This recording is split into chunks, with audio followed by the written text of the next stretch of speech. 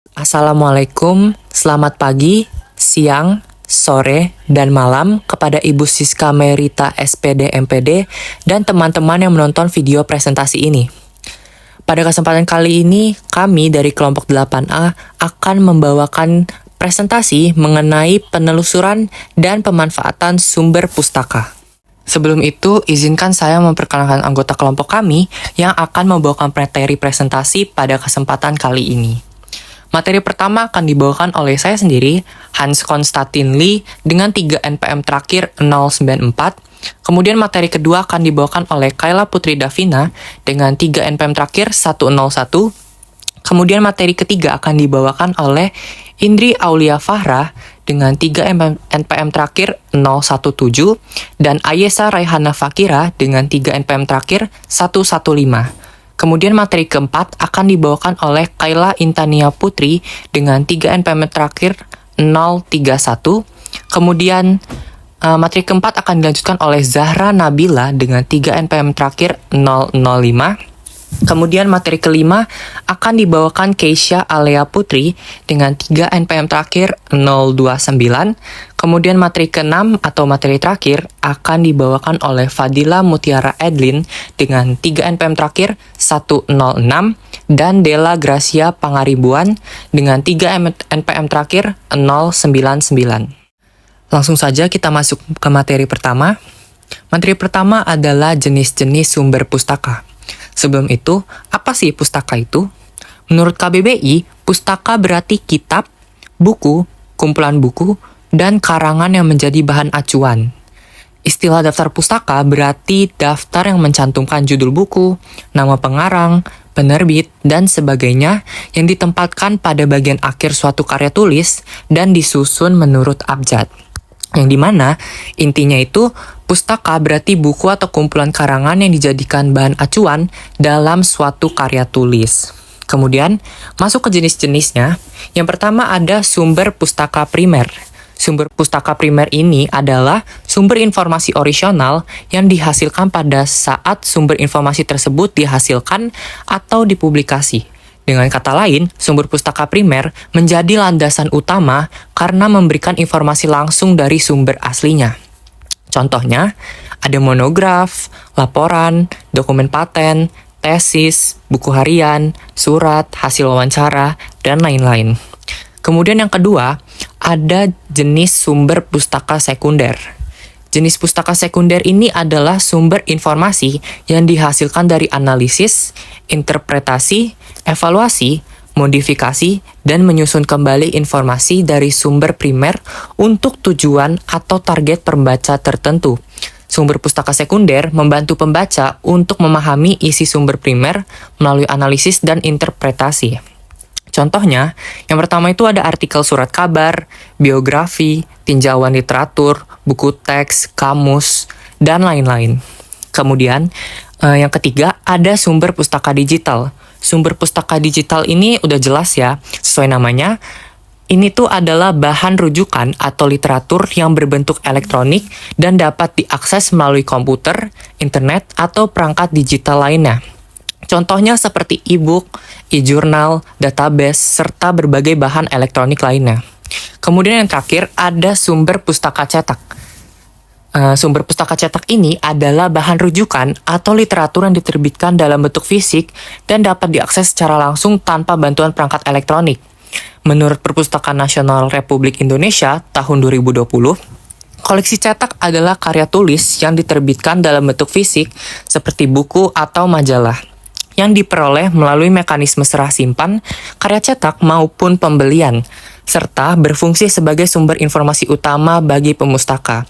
Sesuai namanya, sumber pustaka cetak ini adalah sumber informasi yang kita dapatkan dari bahan atau jurnal-jurnal cetak seperti buku atau majalah. Kemudian ada contohnya tuh yang lain ada surat kabar, laporan penelitian, karya ilmiah, dan dokumen tercetak lainnya. Sekian presentasi tentang jenis-jenis sumber pustaka. Materi selanjutnya akan dibawakan oleh rekan saya. Baik, terima kasih kepada rekan saya. Sebelumnya izin memperkenalkan diri, nama saya Kayla Putri Davina dengan 3 NPM terakhir 101. Pada materi selanjutnya, saya akan menjelaskan tentang teknik penelusuran pustaka. Pertama, mari kita membahas tentang OPAC atau Online Public Access Catalog. Jadi, OPAC ini adalah katalog online yang disediakan perpustakaan. Fungsinya untuk mencari informasi koleksi seperti buku, jurnal cetak, tesis, atau disertasi. Cara pakainya sangat sederhana. Pertama-tama kita masuk ke website OPAC, lalu ketik judul buku, nama pengarang, subjek, atau ISBN. Hasilnya akan menunjukkan detail buku, lokasi rak, tahun terbit, sampai status apakah buku sedang tersedia atau dipinjam. Kelebihan OPAC sendiri adalah fokus pada koleksi lokal, jadi cocok kalau kita membutuhkan buku fisik di perpustakaan. Tapi kekurangannya adalah jika perpustakaan tidak mempunyai koleksi buku tersebut, otomatis tidak akan muncul di OPAC. Yang kedua, ada database online. Database online merupakan kumpulan literatur ilmiah digital seperti artikel jurnal, proceeding, e-book, dan laporan penelitian. Contohnya itu seperti ProQuest, EBSCO Host, JSTOR, Science Direct, dan Springer Link. Kelebihannya adalah sebagian besar sudah melalui peer review, jadi kualitasnya sangat terjamin. Kita juga bisa filter pencarian berdasarkan tahun, subjek, jenis publikasi, atau nama penulis. Misalnya, kalau meneliti akuntansi syariah, kita bisa fokus ke artikel 5 tahun terakhir agar hasilnya mutakhir. Kelemahannya adalah aksesnya sangat terbatas karena kebanyakan hanya bisa digunakan lewat akun kampus yang berlangganan. Lalu yang ketiga atau yang terakhir, Google Scholar. Ini adalah mesin pencari literatur akademik yang gratis dan sangat mudah digunakan. Jenis publikasinya banyak, mulai dari artikel, buku, proceeding, hingga disertasi. Fitur unggulannya adalah cited by untuk melihat siapa saja yang mengutip artikel tersebut, dan biasanya kita menggunakan itu untuk mengisi daftar pustaka kita. Dan My Library untuk menyimpan referensi pribadi. Kelebihan dari Google Scholar sendiri ada pada aksesnya yang gratis, cakupan luas, dan sangat praktis. Tetapi kelemahannya adalah tidak semua artikel di Google Scholar itu peer review. Jadi kita harus lebih kritis dalam memilih apakah terjamin atau tidak. Kesimpulannya adalah, jika dibandingkan, OPAC cocok untuk koleksi fisik di perpustakaan. Database online lebih kuat untuk literatur ilmiah yang berkualitas tinggi, sementara Google Scholar sangat pas dipakai sebagai pintu masuk awal yang gratis dan cepat. Sekian pemaparan materi dari saya. Materi selanjutnya akan saya serahkan kepada rekan saya. Terima kasih. Terima kasih kepada rekan saya. Baik, perkenalkan nama saya Indri Aulia Fahra dengan nomor NPM 3 terakhir 017. Pada kesempatan ini, saya akan membahas tentang pengelolaan referensi manual. Yang pertama, apa sih pengelolaan referensi manual? Jadi, pengelolaan referensi manual itu adalah pencatatan dan penyusunan sumber bacaan yang dilakukan secara manual tanpa bantuan aplikasi khusus. Penyusunannya tetap harus mengikuti gaya sitasi tertentu agar sesuai dengan kaidah penulisan ilmiah. Untuk fungsi-fungsinya, itu yang pertama adalah untuk menghindari plagiarisme, memudahkan penelusuran sumber bacaan, dan memperkuat argumen ilmiah dalam karya tulis. Nah, macam-macam gaya sitasinya itu ada beberapa. Salah satunya adalah gaya APA atau American Psychological Association. Gaya ini sering dipakai pada bidang ilmu sosial, pendidikan, dan psikologi. Ciri khasnya adalah penulisan nama penulis itu diikuti tahun terbit, lalu nama jurnalnya ditulis miring, sedangkan untuk nomor jurnalnya ditulis dalam tanda kurung. Sebagai contoh, Sari, I.P. 2018. Nah, penulisan nama penulis itu diikuti tahun terbit. Untuk nomor jurnalnya itu ditulis dalam tanda kurung yaitu nomor 2, dan nama jurnalnya ditulis miring yaitu Jurnal Psikologika. Sekian, terima kasih. Baik, terima kasih kepada rekan saya yang telah memaparkan. Sebelumnya izin memperkenalkan diri, nama saya Aisyah Rahena Fahira dengan NPM terakhir 115. Di sini saya akan melanjutkan pemaparan materi. Baik, yang kedua adalah gaya MLA atau Modern Language Association, di mana gaya ini biasanya digunakan dalam bidang sastra, bahasa, dan humaniora. Formatnya menekankan pada nama penulis, judul artikel dengan tanda kutip, nama jurnal dicetak miring, diikuti volume, nomor, tahun, dan halaman. Seperti pada contoh, diawali dengan nama penulis yaitu Sari Intan Puspita, lalu diikuti dengan judul artikel yang menggunakan tanda kutip, pengaruh media sosial terhadap kesehatan mental remaja, lalu nama jurnal dicetak miring, jurnal psikologi, diikuti dengan volume 4, nomor 2, tahun 2018, dan halaman 67 hingga 75. Lalu selanjutnya ialah gaya Chicago, di mana gaya ini umum digunakan dalam bidang sejarah dan ilmu sosial. Ada dua model utama yaitu Outer Date dan Notes and Bibliography. Format daftar pustaka biasanya menuliskan nama lengkap penulis, tahun terbit, judul artikel, nama jurnal, volume, nomor, dan halaman. Seperti pada contoh dituliskan nama lengkap penulis yaitu Sari, Intan Puspita. Diikuti dengan tahun terbit 2018, judul artikel, pengaruh media sosial terhadap kesehatan mental remaja, lalu diikuti dengan nama jurnal, jurnal psikologi, diikuti dengan diikuti dengan volume 4, nomor 2, dan halaman 67 hingga 75. Lalu yang terakhir ialah gaya IEEE atau Institute of Electrical and Electronic Engineers. Gaya ini banyak digunakan dalam bidang teknik, komputer, dan sains. Ciri khasnya adalah penggunaan angka dalam tanda kurung siku untuk menandai urutan sumber. Pada daftar pustaka ini, nama penulis ditulis singkat dengan inisial, diikuti judul artikel dalam tanda kutip, nama jurnal miring, volume, nomor halaman, dan tahun. Seperti pada contoh, angka 1 di dalam kurung siku untuk menandai urutan sumber yaitu 1. Lalu, nama penulis yang harusnya ditulis Intan Puspitasari disingkat menjadi I.P.Sari. Lalu diikuti pula dengan judul artikel dalam tanda kutip yaitu pengaruh media sosial terhadap kesehatan mental remaja. Lalu, nama jurnal miring, jurnal psikologi, volume 4, nomor 2, halaman 67 hingga 75, dan diakhiri dengan tahun yaitu 2018.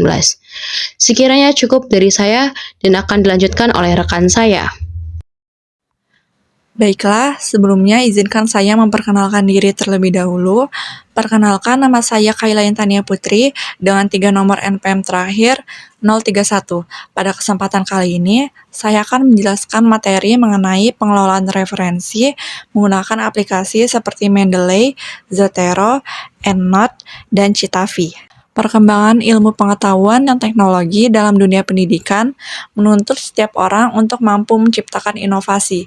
Akademisi dihadapkan pada kemajuan teknologi dan ilmu pengetahuan yang begitu cepat, sehingga mereka dituntut untuk bisa menyesuaikan diri dengan perubahan tersebut. Era digital merujuk pada masa di mana hampir segala aktivitas dijalankan menggunakan teknologi, termasuk dalam pembuatan daftar pustaka. Saat ini tersedia beragam perangkat lunak manajemen referensi dengan kelebihan dan kekurangannya masing-masing. Aplikasi pertama yang akan dibahas yaitu aplikasi Mendeley. Mendeley merupakan salah satu aplikasi populer yang berfungsi untuk mengelola daftar pustaka dan memiliki jutaan pengguna. Aplikasi ini merupakan perangkat lunak manajemen referensi yang dapat memudahkan pengguna dalam membuat kutipan serta daftar pustaka secara otomatis. Untuk langkah-langkah dalam menggunakan Mendeley nantinya akan dijelaskan oleh rekan saya yaitu Keisha Alia. Untuk kelebihan Mendeley sendiri terdiri dari yang pertama, Mendeley memiliki mesin pencari sendiri. Mendeley menyediakan fitur pencarian khusus yang berisi kumpulan referensi open access, sehingga memudahkan penggunanya dalam menemukan sumber rujukan yang relevan dengan kebutuhan. Yang kedua, Mendeley memiliki fasilitas penyimpanan data online. Data online yang disediakan oleh Mendeley itu tersedia hingga 2 GB. Yang ketiga, mendukung sinkronisasi multi-perangkat. Fitur tersebut menjamin bahwa referensi yang tersimpan nantinya dapat diakses oleh pengguna di mana saja dan kapan saja. Yang keempat, sitasi ilmiah yang tepat. Kemampuan ini nantinya akan menjamin kutipan tersusun sesuai aturan gaya penulisan, baik itu gaya penulisan seperti APA, MLA, Chicago, dan lainnya. Selain memiliki kelebihan, Mendeley juga memiliki sejumlah kekurangan. Beberapa di antaranya yaitu yang pertama, tingginya ketergantungan pada jaringan internet. Pengguna Mendeley itu perlu terhubung ke internet untuk masuk, mengakses koleksi referensi, serta melakukan sinkronisasi data. Jadinya, jika pengguna Mendeley itu memiliki keterbatasan dalam internet, nantinya mereka tidak akan dapat menggunakan Mendeley. Yang kedua, keterbatasan dalam variasi format kutipan. Walaupun Mendeley sudah menyediakan banyak pilihan gaya penulisan, namun dalam beberapa kasus, pengguna tetap harus melakukan penyesuaian manual agar kutipan sesuai dengan gaya tertentu yang belum tersedia di aplikasi Mendeley. Yang ketiga, keterbatasan pada proses impor metadata. Mendeley tidak selalu mampu mengambil metadata secara otomatis dengan tepat, sehingga saat mengimpor referensi dan sumber eksternal atau laman web, hasilnya itu kadang kurang akurat. Kedua adalah aplikasi Zotero. Zotero merupakan aplikasi open source yang tersedia secara gratis dan berfungsi sebagai pengelola citasi, meliputi kutipan, referensi, hingga daftar pustaka. Menurut Nugroho pada tahun 2015, Zotero memiliki sejumlah keunggulan dibandingkan aplikasi manajemen referensi lainnya, di antaranya yaitu yang pertama, Zotero memiliki kemampuan menyimpan file artikel, menangkap citasi secara otomatis dari situs web yang diakses, serta menyusun data pustaka dalam basis data yang dapat diformat sesuai gaya citasi tertentu. Yang kedua, kemampuan menelusuri kembali referensi yang telah tersimpan dan mengaksesnya meskipun tanpa koneksi internet. Serta yang terakhir, kemudahan dalam berbagi koleksi referensi dengan penulis maupun peneliti lain. Namun, Zotero juga memiliki kelemahan antara lainnya yaitu keterbatasan pada penyimpanan online yang membatasi jumlah referensi yang dapat disimpan oleh pengguna gratis. Selain itu, fitur kolaborasi dan sosial dari Zotero tidak sekuat seperti aplikasi Mendeley. Untuk langkah-langkah dalam menggunakan Zotero, nantinya akan dijelaskan oleh rekan saya, Keisha Alia. Sekian presentasi dari saya. Untuk aplikasi EndNote dan Citavi akan dijelaskan oleh rekan saya, Zahra Anabila. Baik, terima kasih kepada rekan saya, Kayla Intania Putri. Sebelumnya, izin memperkenalkan diri. Perkenalkan, nama saya Zahra Nabila dengan NPM terakhir 005. Di sini saya ingin melanjutkan materi yang telah dipaparkan dengan teman saya sebelumnya, yaitu masih mengenai pengelolaan referensi dengan aplikasi. Aplikasi sebelumnya yang sudah dijelaskan itu ada aplikasi Mendeley dan juga Zotero. Nah, selanjutnya ada aplikasi EndNote, di mana aplikasi EndNote ini adalah suatu paket perangkat lunak manajemen referensi komersial yang digunakan untuk mengelola bibliografi dan referensi saat menulis esai dan juga artikel. Nah, untuk fungsi dari aplikasi EndNote ini yaitu untuk mengolah referensi, mengolah gambar, melacak referensi online, dan juga menyusun bibliografi manuskrip. Nah, selanjutnya, cara untuk menggunakan aplikasi EndNote ini yang pertama, kita harus mengunduh aplikasi EndNote di link yang tersedia di PowerPoint tersebut. Nah, selanjutnya, kalau sudah selesai mengunduh, EndNote akan muncul di bar menu Microsoft Word. Nah, selanjutnya, jika ingin membuat library, kita bisa buka aplikasi EndNote dan klik File, lalu klik New. Setelah itu, akses Google Scholar dan cari jurnal yang ingin kita citasi. Setelah itu, klik kutip pada jurnal yang ingin kita pakai. Langkah yang keenam, pilih opsi EndNote dan jurnal akan terunduh. Setelah itu, kita bisa buka hasil unduhan dan klik EndNote, dan langkah terakhir, klik menu kutip yang ada di atas. Secara otomatis, citasi dan daftar pustaka akan muncul. Nah, untuk kelebihan dari aplikasi EndNote ini sendiri, itu dari sisi kecepatan dan juga kemudahan dalam penggunaannya, di mana pengguna itu dapat dengan mudah menambahkan referensi baru ke dalam perpustakaan mereka dengan cara menyalin dan menempelkan kutipan dari sumber daya yang mereka gunakan.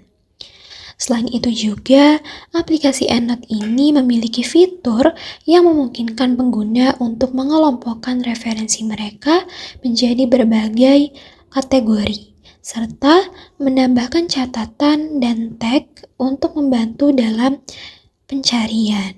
Namun, aplikasi EndNote ini memiliki kelemahan teman-teman, di mana aplikasi EndNote ini memiliki biaya lisensi yang cukup mahal dan hanya tersedia untuk pengguna Windows dan Mac. Nah, selanjutnya ada aplikasi yang keempat, yaitu aplikasi Citavi. Aplikasi Citavi ini adalah program untuk manajemen referensi dan organisasi pengetahuan untuk Microsoft Windows yang diterbitkan oleh Swiss Academic Software. Aplikasi ini banyak digunakan di negara Jerman, Austria, dan juga Swiss.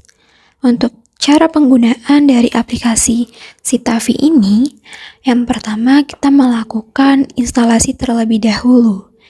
Yang pasti kita harus mengunduh dan install aplikasi Citavi pada komputer, lalu buat proyek baru atau buka proyek yang sudah ada, kemudian kita menambahkan referensi, yaitu dengan cara mengimpor referensi dari database online, file PDF, atau memasukkan secara manual. Lalu kita gunakan Citavi Picker untuk menambahkan referensi dari web browser. Langkah selanjutnya yaitu mengorganisir pengetahuan, di mana kita dapat buat kategori dan tag untuk mengelompokkan referensi, yaitu dengan cara menambahkan kutipan, ringkasan, dan pemikiran ke setiap referensi. Langkah yang keempat, integrasi dengan pengolah kata. Kita dapat menggunakan add-in pada Citavi untuk Microsoft Word, lalu sisipkan kutipan langsung dari Citavi ke dalam dokumen Anda. Nah, langkah yang terakhir yaitu membuat daftar pustaka, di mana kita dapat memilih gaya citasi dari ribuan gaya yang tersedia. Setelah itu, klik Insert Bibliography untuk menambahkan daftar pustaka secara otomatis.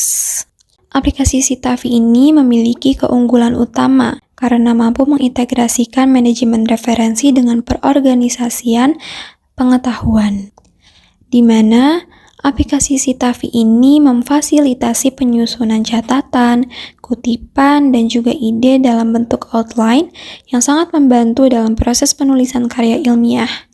Selain itu juga, Citavi mendukung kolaborasi tim serta terhubung dengan berbagai basis data akademik. Tetapi, aplikasi Citavi ini memiliki sejumlah keterbatasan, yaitu diantaranya bersifat berbayar apabila jumlah referensi melebihi 100, lalu hanya dapat dijalankan secara natif dari Windows, yaitu tidak mendukung Mac OS tanpa bantuan tambahan, serta antarmuka yang dapat dirasakan cukup kompleks bagi pengguna pemula. Selain itu juga untuk tutorial dari penggunaan Citavi ini masih terbatas di internet, berbeda dengan aplikasi Zotero dan juga Mendeley. Dengan demikian, aplikasi Citavi ini menyulitkan sebagian pengguna dalam menemukan panduan praktisnya. Baik, sekian presentasi dari saya mengenai materi pengelolaan referensi dengan aplikasi. Materi yang kelima akan dijelaskan oleh rekan saya, yaitu Keisha Alia Putri. Terima kasih kepada rekan saya. Sebelumnya izin memperkenalkan diri, nama saya Keisha Alia Putri Samiyadi dengan NPM akhir 029. Pada kesempatan kali ini, saya akan menjelaskan tentang langkah atau cara praktis penggunaan aplikasi Mendeley dan Zotero. Oke, yang pertama Mendeley, itu kalian bisa langsung akses tab Mendeley di Word. Lalu kalian bisa cari tab Mendeley Cite-O-Matic atau Reference di Ribbon. Tab ini berisi tools untuk citasi. Yang kedua, ada Insert Citation atau memasukkan citasi. Kalian bisa letakin kursor kalian di tempat yang ingin diberi citasi, lalu kalian bisa klik Insert Citation, pilih referensi dari library Mendeley, atau ketik nama penulis atau judul untuk mencari. Lalu klik OK untuk menyisipkan. Yang ketiga, ada mengatur style citasi. Klik Citation Style, pilih format yang diinginkan seperti APA, MLA, IEEE, Harvard, dan lain-lain. Style akan otomatis diterapkan kepada seluruh dokumen. Yang keempat, ada Insert Bibliografi atau daftar pusaka. Ini tetap sama, kalian letakkan kursor di akhir dokumen, terus klik Insert Bibliografi, lalu daftar pustaka akan otomatis dibuat sesuai style yang kalian pilih. Selanjutnya, aplikasi yang kedua yaitu Zotero. Yang pertama, kalian bisa langsung menuliskan kutipan yang diinginkan atau yang dibutuhkan di lembar kerja Word. Lalu, yang kedua, letakkan kursor di akhir kutipan tersebut. Yang ketiga, masukkan ke menu Zotero di bagian atas, lalu pilih Add atau Edit Caption. Yang keempat, kalian bisa atur dan pilih dulu gaya citasi yang ingin digunakan, mulai dari APA, MLA, atau Chicago. Yang kelima, sebuah kotak pencarian akan muncul. Ketik nama penulis, judul artikel, atau kata kunci referensi yang kalian pingin di Zotero. Lalu, cara yang terakhir yaitu pilih referensi yang sesuai, lalu tekan Enter. Kutipan akan otomatis ditambahkan di tempat di mana kursor diletakkan pada lembar kerja. Sekian dari saya, lalu materi selanjutnya akan disampaikan oleh rekan saya. Baik, terima kasih. Selanjutnya, di sini saya akan menjelaskan tentang kelebihan dan kekurangan dalam pengelolaan aplikasi daftar pustaka. Namun, sebelum itu izin memperkenalkan diri. Nama saya Fadila Mutiara Edlin dengan NPM 3 terakhir yaitu 106. Baik, di sini mari kita bahas tentang kelebihan terlebih dahulu. Yang pertama, aplikasi pengelolaan daftar pustaka ini mudah digunakan dan ramah pengguna, sehingga siapapun bisa cepat beradaptasi. Selain itu, aplikasi ini dapat meminimalisasi kesalahan dalam format citasi, jadi tidak perlu menghafal aturan gaya penulisan citasi yang berbeda-beda. Kelebihan lainnya adalah adanya fitur sinkronisasi antar perangkat, baik desktop, laptop, maupun mobile, sehingga dokumen bisa diakses kapan saja. Hal ini tentu menghemat waktu, karena prosesnya otomatis. Dengan demikian, manajemen dokumen menjadi lebih rapi dan terorganisir. Namun, tentu dalam penggunaannya, pengelolaan aplikasi daftar pustaka memiliki beberapa kekurangan. Di antaranya adalah aplikasi ini membutuhkan koneksi internet untuk bekerja optimal. Selain itu, versi mobile memiliki keterbatasan fitur, sehingga tidak sefleksibel versi desktop. Dan secara umum, aplikasi ini lebih optimal digunakan di laptop atau komputer dibandingkan di perangkat mobile. Baik, selanjutnya akan dijelaskan oleh rekan saya. Baik, terima kasih kepada rekan saya Fadila Mutia. Sebelumnya, izin memperkenalkan diri. Nama saya Della Gracia Pangaribuan dengan NPM terakhir 099. Selanjutnya, saya akan membahas tentang daftar pustaka manual.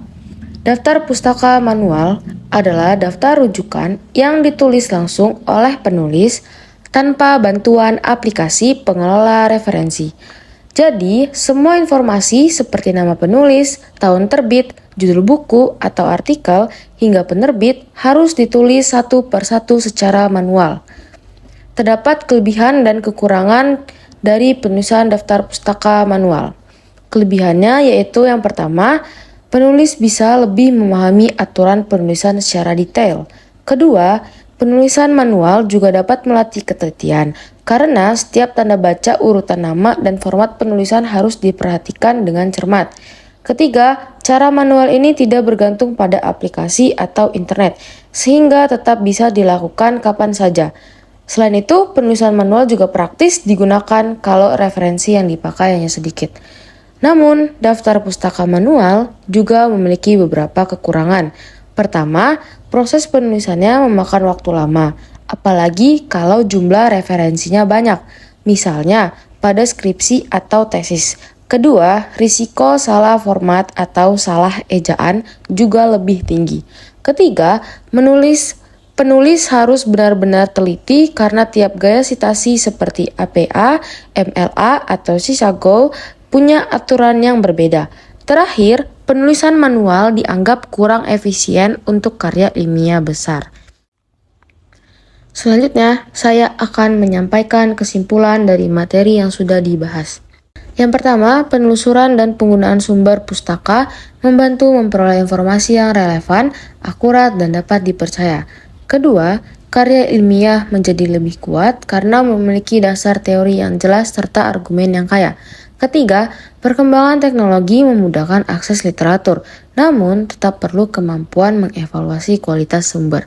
Dan yang terakhir, strategi penelusuran sumber pustaka yang tepat mampu meningkatkan kualitas penelitian dan pendukung perkembangan ilmu pengetahuan.